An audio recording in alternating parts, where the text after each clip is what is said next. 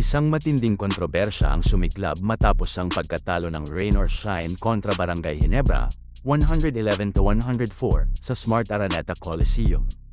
Diretsahang inakusahan ni Rain or Shine forward Adrian Chongson ang mga referee na sinasadya umano siyang ilagay sa foul trouble para mabigyan ng kalamangan si Ginebra superstar na Justin Brownlee.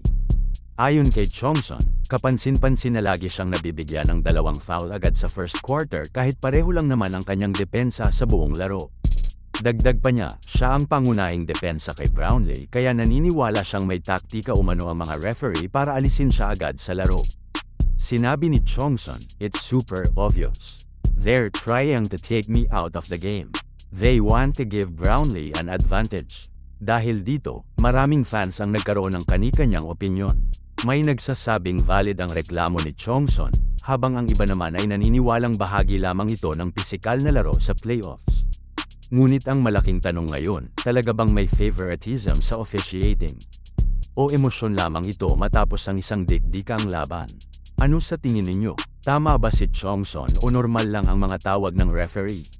E-comment ang inyong opinyon at huwag kalimutang mag-like, subscribe, at i-hit ang notification bell para sa mas maiinit pang PBA updates.